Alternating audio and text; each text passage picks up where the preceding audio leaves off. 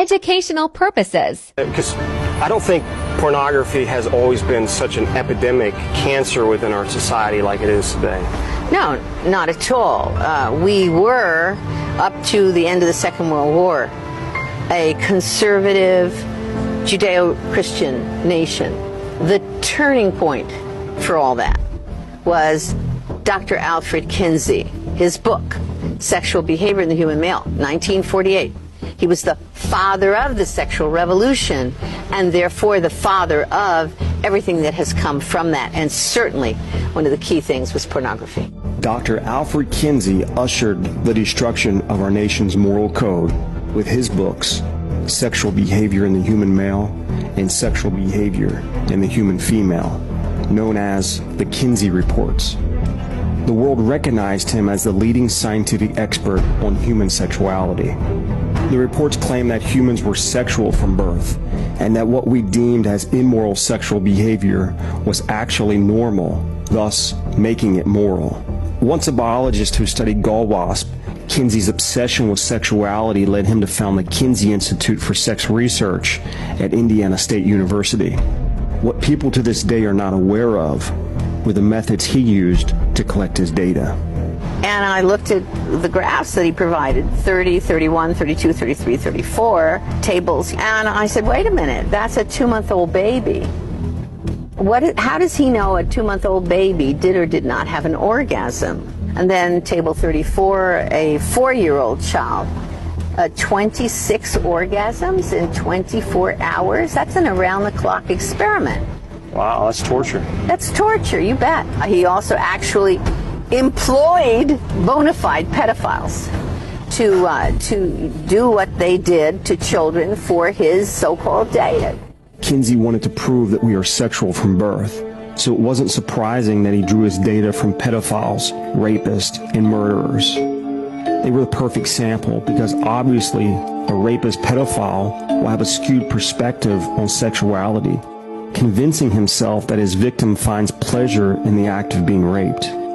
Using a stopwatch and a ledger, they recorded their sexual experiments, systematically molesting thousands of young children under the guise of science. This research was compiled in his books, Sexual Behavior of the Human Male and Sexual Behavior in the Human Female. He said I had 196 pre-adolescents under 12, and he broke them up into 6 categories. And fainting, convulsions, screaming, writhing, striking what he called their partner, that's somebody who's raping them, okay? And they were trying to get away, but he said they enjoyed it. They definitely enjoyed it. The research in Kinsey's books were partly based on the collection of data and confessions of a Nazi pedophile during World War II, Dr. Fritz von Balusek, who raped hundreds of children. After the war, the Nazi officer was charged and put on trial for the murder of a 10-year-old girl. They found detailed records of von Balusek's heinous sexual acts with children, revealing his correspondence with Kinsey. Dr. Kinsey, who was fully aware of the Nazi officer's atrocities, warned him in his letters to be careful and encouraged him to continue his research. During the trial, the judge said, "I got the impression that you got to the children in order to impress Kinsey and to deliver him material." To his surprise, Balusek replied, "Kinsey himself asked me for that." Now that became the foundation for the sex educational structure that fed itself into what we are teaching our children right now as we sit here and speak. I venture to suggest that what we are putting into our books on sex education today is based almost fully upon philosophic guess.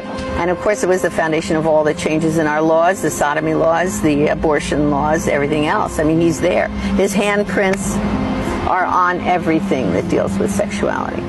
From all these people, he was able to tell us, quote, the truth about ourselves, the truth about what we were really doing behind closed doors. And he lied about our fathers, my father's generation and grandfathers. He lied about them because he projected onto them what he himself was doing. What he was struggling with. Yes.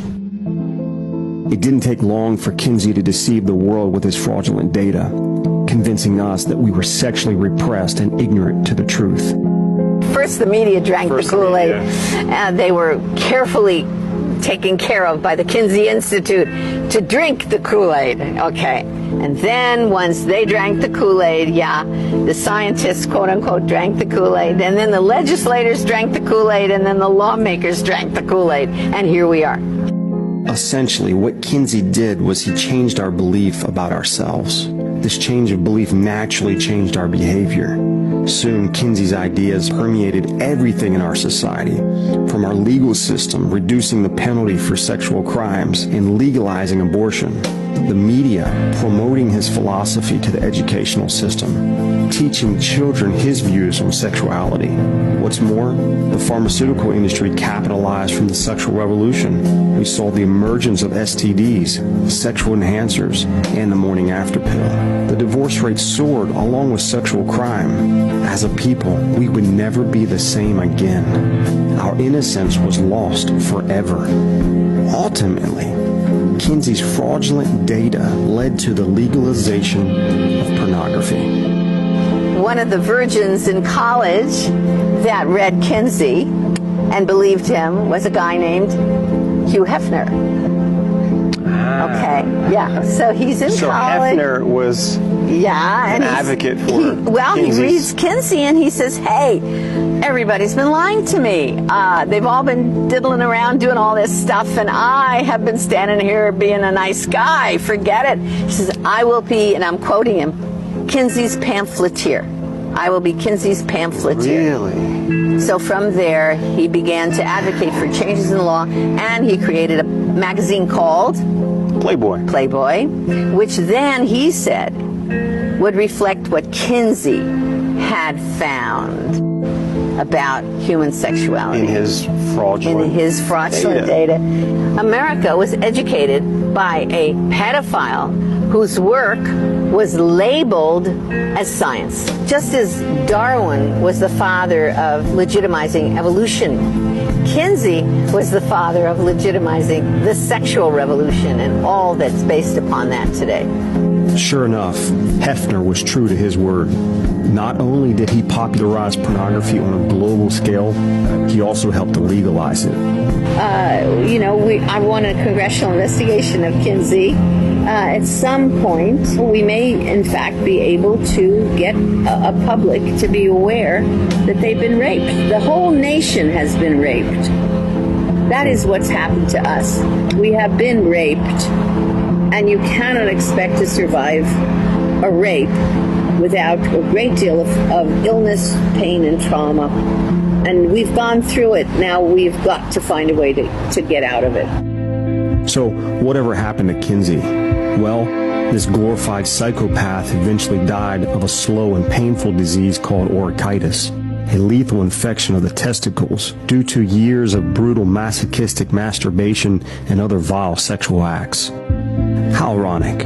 The preacher of sexual liberation died from following his own message. Sadly, his destructive work continues to live on with his lies, and to this day, we continue to fund the Kinsey Institute with our tax dollars. Now, for any man who's trapped in pornography, he must first realize that the root of the problem is based on a lie by Kinsey and a lie from the enemy of his soul. You need to realize you've been duped. You've been suckered, because ultimately, Kinsey's purpose was to remake man into his image, which really wasn't a pretty one.